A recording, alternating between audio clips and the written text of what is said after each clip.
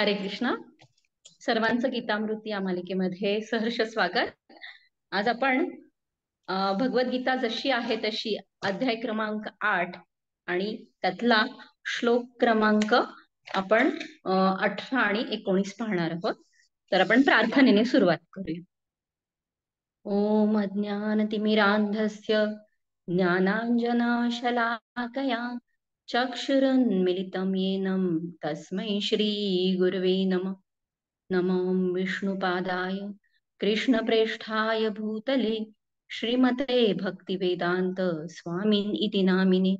नमस्ते सारस्वते देवे गौरवाणी प्रचारिणे निर्विशेष शून्यवादी पाश्चात्य देश तारिणे. जय श्री कृष्ण चैतन्य प्रभु नित्यानंद श्री अद्वैत गदाधर श्रीवासादि गौर भक्तवृंद.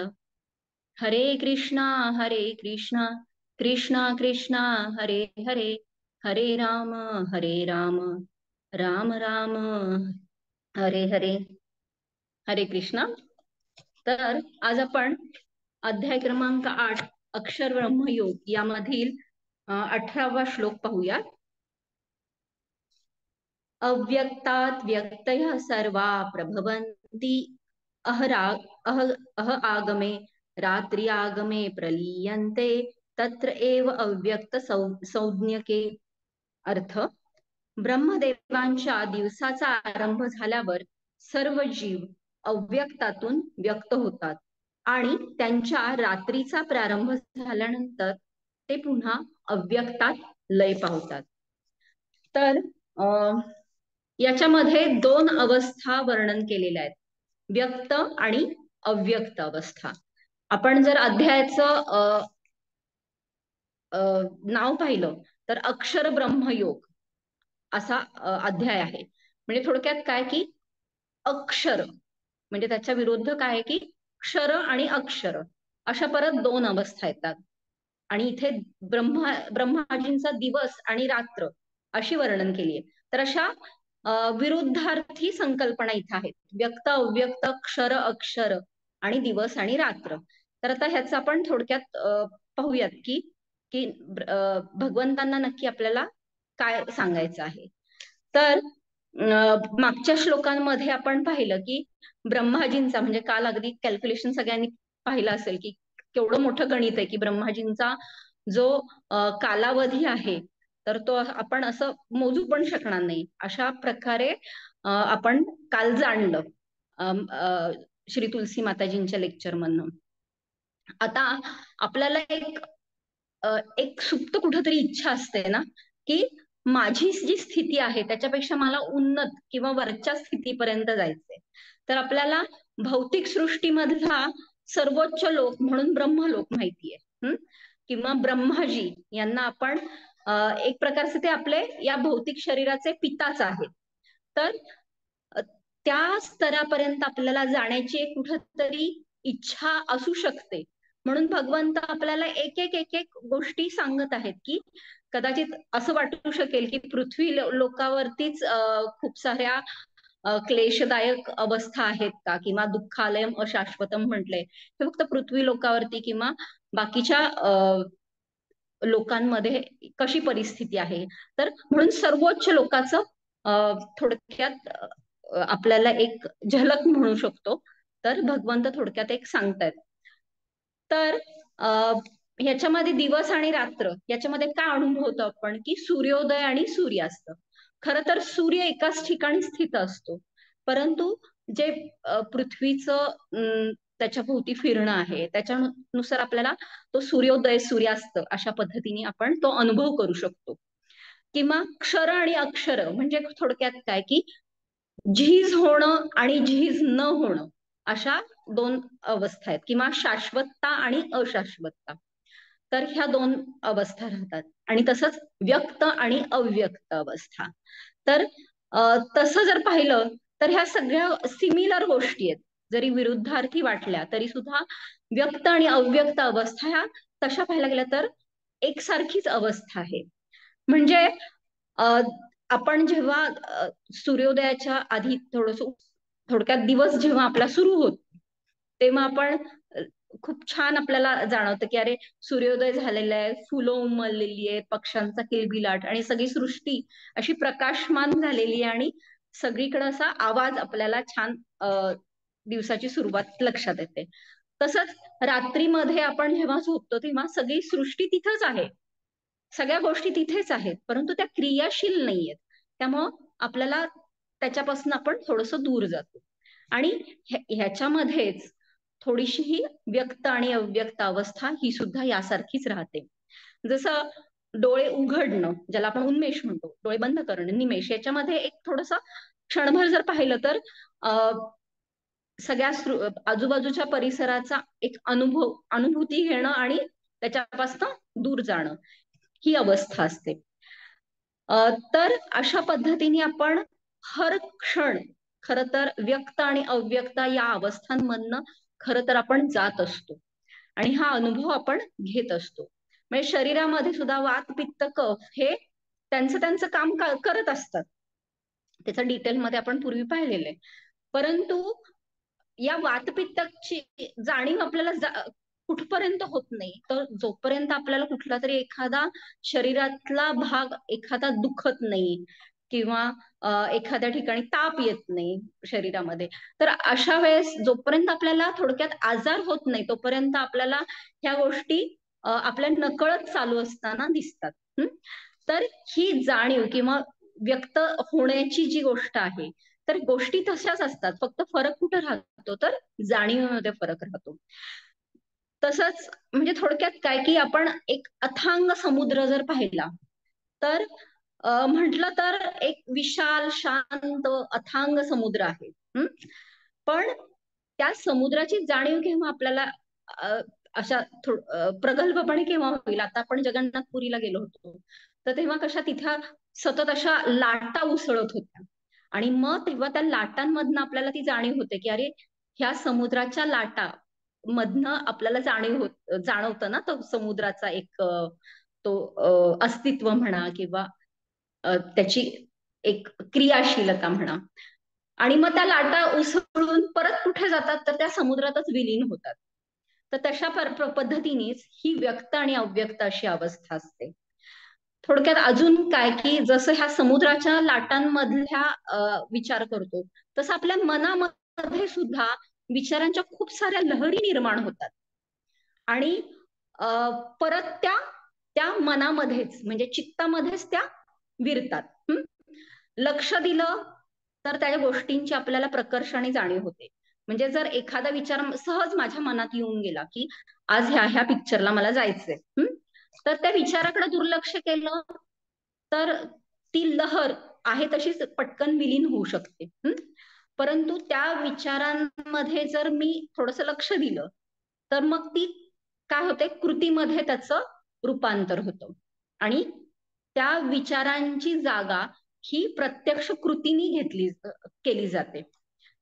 तर अशा पद्धतीने ह्या वृत्ती किंवा विचार हे सतत प्रकट होत असतात. आणि जर ह्या स्वकेंद्रित प्रवृत्तीने जर ह्या विचार जर असतील म्हणजे स्वतःभोवतीच जर हे विचार फिरत असतील तर आपण आपल्या मूळ स्वरूपापासनं कुठेतरी दूर जातो, ज्याला वियोग म्हणतात. आणि योगावस्था, कारण भगवंत इथं एक पद्धतीने योगाचंच वर्णन करतायत. योग म्हणजे काय तर योग हा चित्त वृत्ती निरोध हा, म्हणजे ह्या सतत मनामध्ये ज्या लहरी येत आहेत त्यांना कुठंतरी एक त्रयस्थ भावानं पाहणं किंवा साक्षी भावानं पाहणं आणि जशा त्या लाटा येत आहेत तशाच त्या विरू देणं, तर हा झाला योग. आणि मग स्वतःच्या जाणीवेत म्हणजे किंवा स्वतःची जी मूळ आपलं जे स्वरूप आहे त्याच्याशी आपण जेव्हा तादात्म्य किंवा त्याच्याशी आपण एकरूप राहतो, तर ही योगाची परिपूर्ण अवस्था किंवा हे योगाचं मुख्य आपल्याला लक्ष म्हणू शकतो किंवा ध्येय आहे की योग हा चित्तवृत्ती निरोध हा. म्हणजे या अवस्थेमध्ये जसं कमळ हे चिखलात राहिलं तरी सुद्धा त्या चिखलाचं त्याच्या पानाला फुलाला त्या चिखलाचा प्रादुर्भाव झालेला दिसत नाहीये. तर तशाच पद्धतीने आपण या भौतिक जगामध्ये राहून सुद्धा या भौतिक जगाशी आपण एकरूप होत नाही. तर अशा पद्धतीने खरं तर योगाचं किंवा त्याचा हे उद्देश आहे. तर ही व्यक्त आणि अव्यक्त अवस्था अशा स्वरूपाची असते की जिथे जाणीवेचा फरक असतो. त्यामुळे जाणीवेच्या स्तरावरती जेव्हा आपण स्वतःचं मूळ स्वरूप जाणतो तेव्हा एक प्रकारची शांतता आपण अनुभवतो. आणि जेव्हा आपण ह्या भौतिक सृष्टीच्या सोबत ह्या आपल्या गोष्टी व्यक्त होत असतात की आजूबाजूच्या परिस्थितीवरती जर या विचारांचं म्हणा किंवा ह्या गोष्टी जर आपण करत गेलो भौतिक आजूबाजूच्या परिस्थितीनुसार, तर तेव्हा मग ते भौतिक जीवन ठरतं. आणि मग ती अवस्था ही खरं तर दुःखदायक असते की ज्याच्यामध्ये खूप अशांतता असते. तर अशा पद्धतीने आपण म्हणजे जसं आपण सुद्धा झोपलेल्या अवस्थेमध्ये ह्या सगळ्या ह्याच्यापासून दूर जातो, सृष्टीपासनं, आणि उठल्यानंतर आपल्याला सृष्टीची जाणीव होते. तर तशाच पद्धतीने आपण जेव्हा ब्रह्मदेवांचा दिवसाचा आरंभ होतो तेव्हा हे सर्व प्रकारची सृष्टी थोडक्यात अव्यक्तातून व्यक्त होते. आणि जेव्हा त्यांचं रात्र होते तेव्हा ही सृष्टी परत अव्यक्तात लय पावते, असा याचा अर्थ आपण लक्षात घेऊ शकतो. आता अजून म्हणजे दुसरा जर आपण थोडस अजून एक पाहिलं तर कुठलाही आपण जन्म का घेतला या भौतिक जगामध्ये असा जर आपण विचार केला तर कुठंतरी आपल्या इच्छा ह्या कारणीभूत ठरतात. त्यामुळं एक लक्षात घेऊ शकतो आपण की ह्या इच्छा जरी आपण रात्री झाली किंवा दिवस असला तरी ह्या सुप्त स्वरूपामध्ये या अप्रकट स्वरूपामध्ये त्या तशाच असतात. आणि मग जेव्हा सृष्टी किंवा जागे होतो आपण तेव्हा आपण मग त्या इच्छांच्या अनुसरून त्या स्वरूपाचं दिवसभरातलं काम करतो. म्हणजे जर आपण काहीतरी आदल्या दिवशी ठरवलं असेल की मला म्हणजे आता आज माझं लेक्चर आहे तर काल कुठेतरी माझ्या दिवसभर होतं की आपल्याला उद्या लेक्चर द्यायचंय. मग रात्रीमध्ये भले त्याच्यावरती अभ्यास नसेल परंतु एक तो विचार तो कुठंतरी तो जिवंत आहे तो विचार. आणि मग सकाळी उठल्यानंतर काय की ह्याच्याशी या स्वरूपा म्हणजे ह्याचा अभ्यास करणं किंवा हे कुठंतरी व्यक्त अवस्थेमध्ये ते आलेलं आहे. त्यामुळे तो विचार हा व्यक्त अवस्था असू दे अव्यक्त अवस्था असू दे तो जात नाही.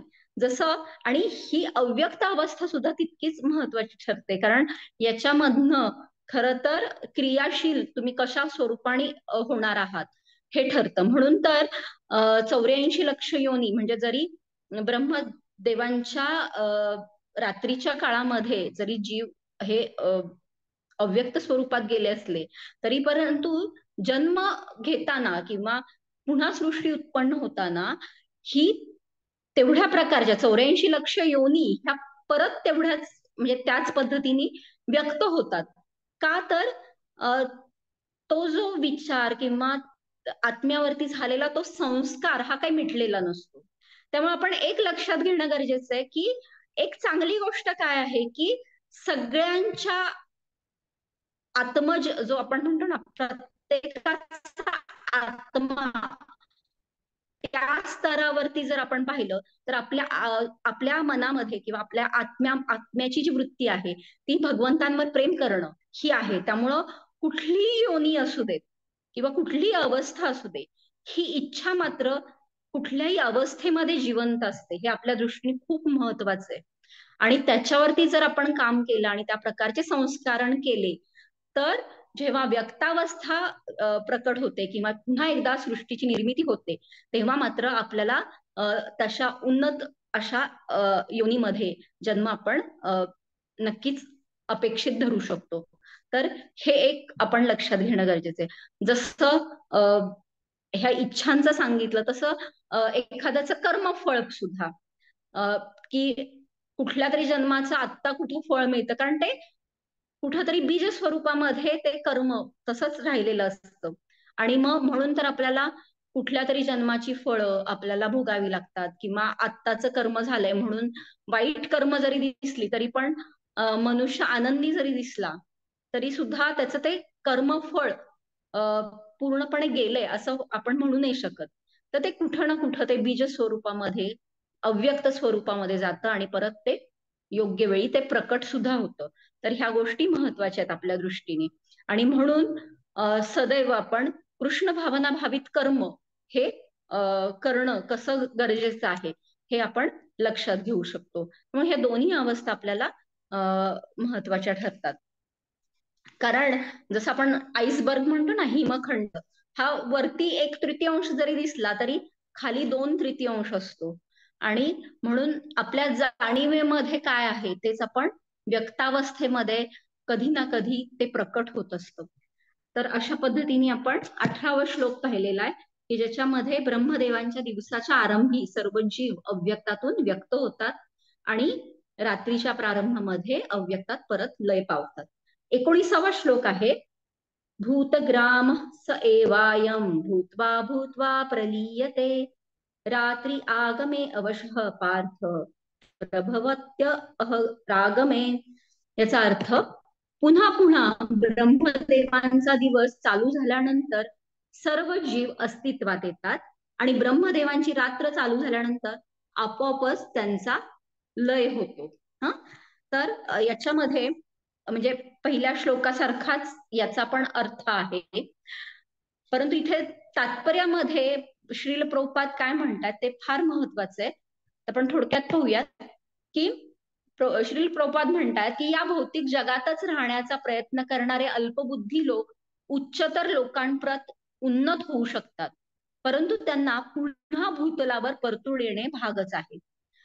ब्रह्मदेवांच्या दिवस काळात या ब्रह्मांडामध्ये ते उच्चतर अथवा निम्नतर लोकात आपली कार्य करू शकतात, परंतु ब्रह्मदेवांची रात्र चालू झाल्यानंतर त्यांचा लय होतो.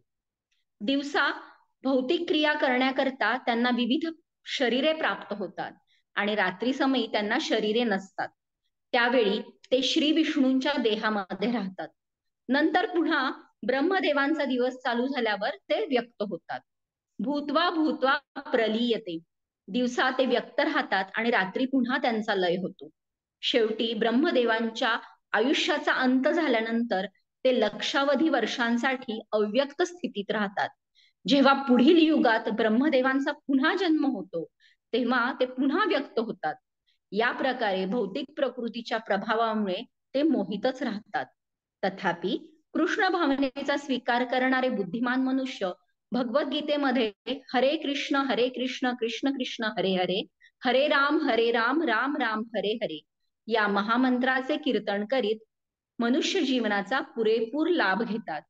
याप्रमाणे या जीवनातच त्यांना श्रीकृष्णांच्या आध्यात्मिक लोकाची प्राप्ती होते आणि कृष्ण लोकामध्ये पुनर्जन्म नसल्याने तेथे ते नित्य आनंदातच राहतात.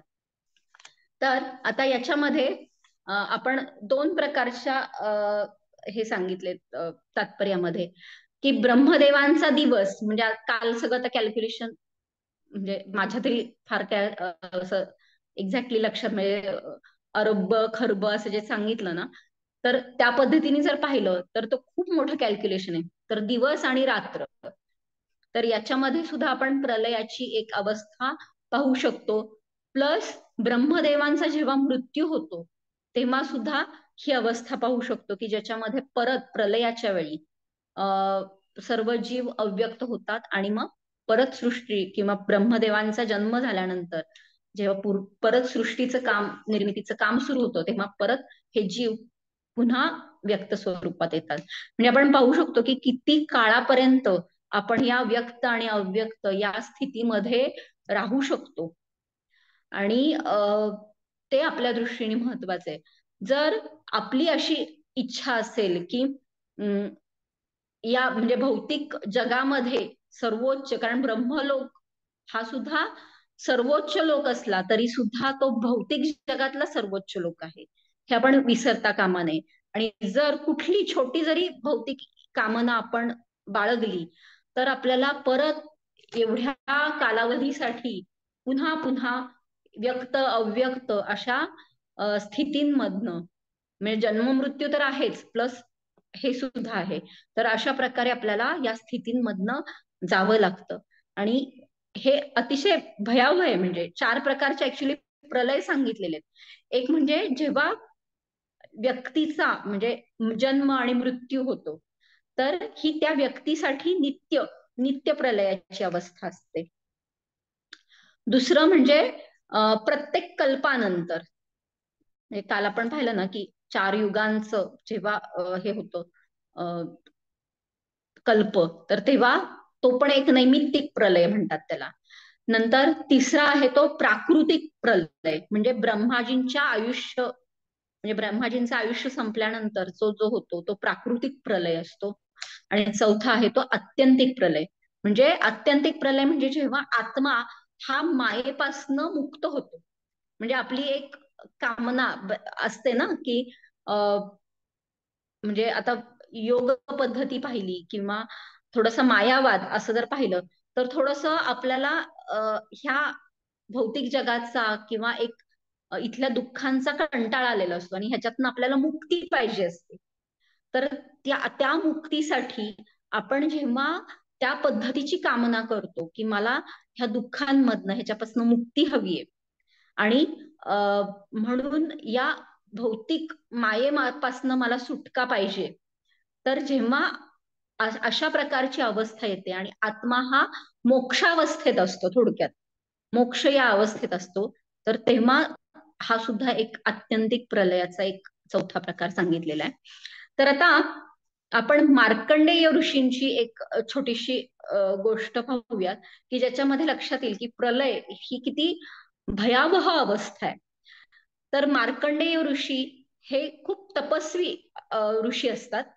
तर ते इतके विरक्त किंवा इतके महान असे ऋषी, त्यांची तपश्चर्या चालू असते की देवी देवतांच्या, इंद्रदेवाच्या अशा खूप सारे विघ्न घालण्याचा ते प्रयत्न करतात. परंतु कुठल्याच भौतिक कामनांनी ते आकर्षित होत नाहीत आणि त्यांची तपश्चर्या चालू राहते. मग त्यांना प्रत्यक्ष विष्णू किंवा नर नारायण हे त्यांच्या समोर प्रकट होतात आणि ते मार्कंडेय ऋषींना म्हणतात की तुला काय वर पाहिजे. तर तेव्हा मार्कंडेय ऋषी म्हणतात की मला तुमच्या मायेची शक्ती अनुभवायची आहे, की ज्याच्यामुळं सगळी सृष्टी एवढी ह्या मायेच्या पाठीमागं आहे. आणि ते इच्छा व्यक्त करतात की मला प्रलय अनुभवायचा, की प्रलय कसा असतो म्हणून. तर पुष्पभद्रा नदीच्या तटावरती ते उपासना करत असतात. मग अचानक असं वादळ सुरू होत. काल आपण बारामतीकरांनी अनुभवलंय की काल कसं संध्याकाळी अचानक असं थोडा थोडा रिमझिम सुरू झाला पाऊस आणि नंतरच्या 10 मिनिटांमध्ये म्हणजे असं तळ साचल्यासारखं रस्त्यांवरती खूप मोठ्या स्वरूपामध्ये पाणी साचलं होतं. तर असं वादळ सुरू होतं. नंतर विजा मोठमोठ्याने कडकडायला लागतात आणि असं मोठा पाऊस सुरू होतो. आणि मग त्यांना ते चहूबाजूला बघतात तर सगळा असं समुद्र, त्या जमिनीवरती सगळा समुद्रच असतो आणि तो समुद्र पृथ्वीला गिळून टाकतो. आणि सगळं जग हे जलमय झालेलं असतं. म्हणजे सगळे तारे, सगळे तिन्ही लोक त्याच्यामध्ये बुडालेले असतात. आणि त्या अवस्थेमध्ये म्हणजे त्या समुद्रामध्ये मार्कंडेय ऋषी एकटेच तो सगळा अनुभव घेत असतात. आणि मग त्यांना ते पाहतात की समुद्रामध्ये आपण पाहतो ना की किती प्रकारचे ते सगळे जीव असतात, म्हणजे मासे म्हणा किंवा साप म्हणा, अशा पद्धतीचे. मग त्यांना अशी खूप खूप भीती वाटते, पण आजूबाजूला काहीच नाहीये, पाणी आणि हे असे हे. मग त्यांना ना एक पिंपळाचं असं एक झाड दिसतं आणि तिथे त्या पिंपळाच्या पानावरती एक छोटस बाळ असं पहुडलेल्या अवस्थेत मध्ये असं दिसतं त्यांना. आणि ते काय करत असतं तर स्वतःचाच अंगठा असं स्वतःच्या तोंडात घेऊन असं ते चोखत असतं. आणि मग मार्कंडेय ऋषी त्यांना पाहून एकदम ते आकर्षित होतात आणि मग ते म्हणतात की म्हणजे तुम्ही कोण आहात. आणि मग त्यावेळी त्यांच्या श्वासाबरोबर, म्हणजे त्या बाळाच्या श्वासाबरोबर ते त्यांच्या उदरामध्ये शिरतात आणि मग त्याच्यामध्ये त्यांना संपूर्ण ब्रह्मांड असं दिसतं. आणि म्हणजे जसं यशोदामाईला बालकृष्णाच्या तोंडामध्ये सगळं ब्रह्मांड सगळं दिसले, तसं तशा पद्धतीने मार्कंडेय ऋषी अनुभव घेतात की संपूर्ण ब्रह्मांड, देवी देवता, सगळी सृष्टी, सगळे जीव, असं सगळं दिसतं त्यांना. आणि मग त्या बाळाच्या श्वासाच्या बरोबर, म्हणजे निश्वासाच्या बरोबर ते बाहेर पडतात. आणि जेव्हा ते बाहेर पडतात तेव्हा मग ते पुष्पभद्रा नदीच्या तटावरती असतात. आणि तिथे मग ते जो वृक्ष पाहिलेला असतो ते दिसतं, तो बाळ दिसतं, आणि मग थोड्या वेळाने ते अदृश्य होतं. आणि मग जो समुद्र, जो काही म्हणजे प्रलयाची जी हे असते, ते सगळं शांत झालेलं दिसतं आणि पहिल्यासारखं ती सृष्टी त्यांना दिसते. म्हणजे थोडक्यात तो प्रलय भगवंतांनी त्यांची ती इच्छा पूर्ण करतात. तर अशा पद्धतीने आपण सुद्धा जर अशी काही भौतिक, आणि मग त्यावेळेस काय होतं की ही जी भौतिक, शेवटी भौतिक कामना आहे ना, प्रलयाचा अनुभव घेणं ही भौतिक कामना झाली. तर मग त्याच्यापासून ते विरक्त होतात आणि भक्ती मार्गाचा ते म्हणजे अवलंबन करतात. तर अशा पद्धतीने आपण सुद्धा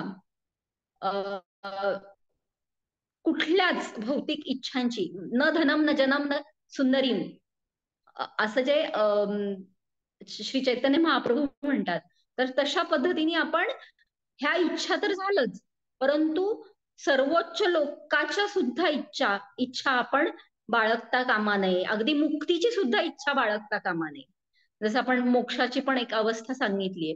तर एकदा प्रबोधानंद सरस्वती हे म्हणजे त्यांची चर्चा चालू असते श्री चैतन्य महाप्रभूंबरोबर. तर ते काय म्हणतात की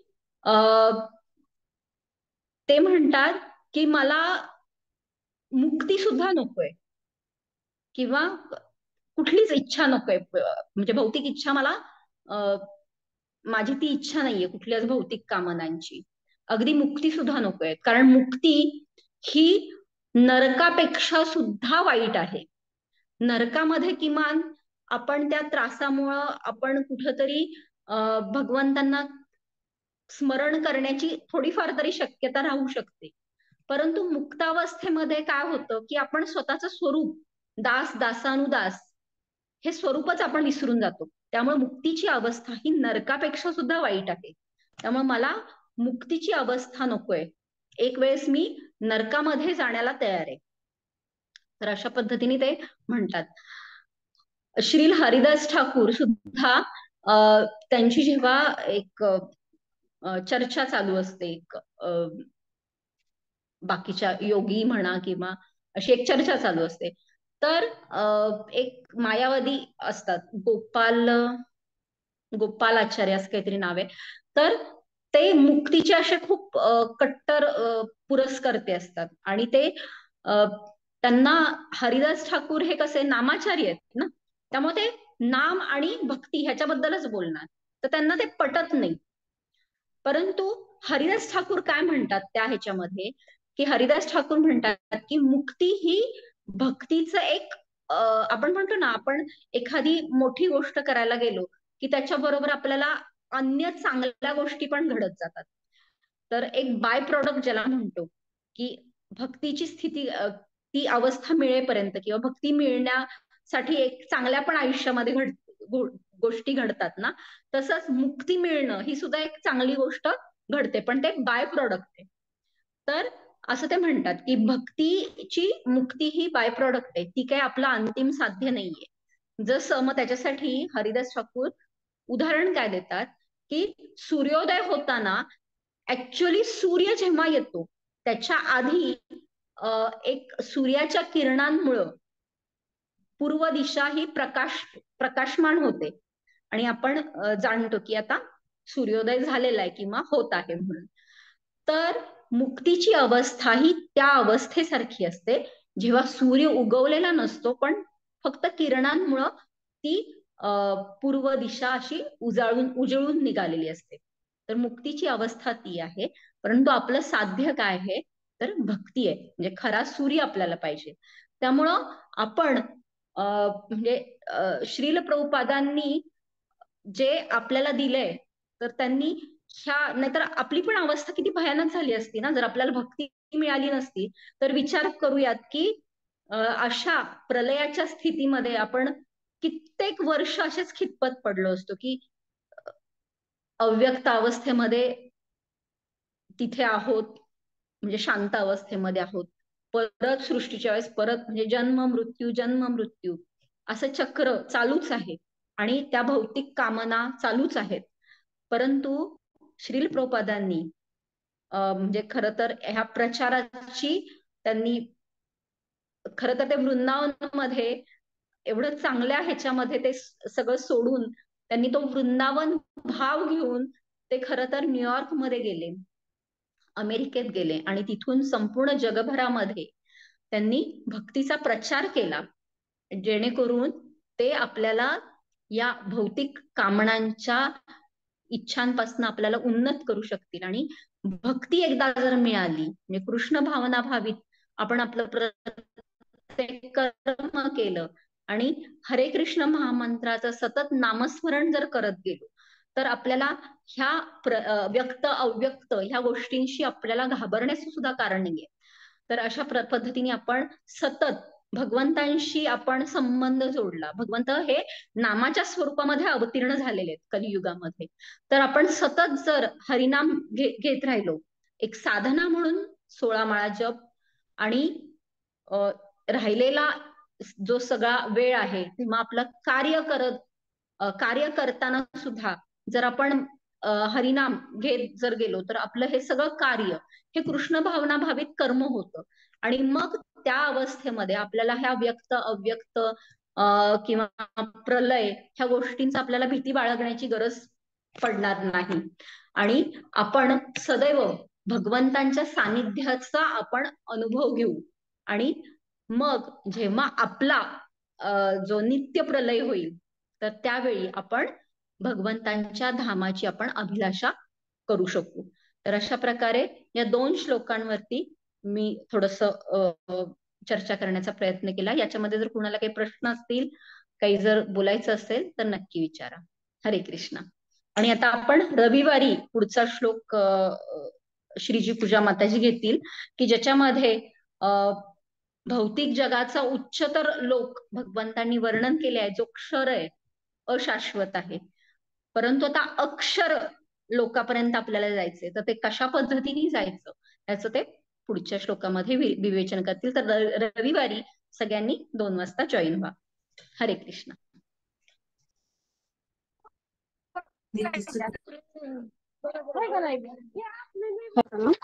खूप सुंदर.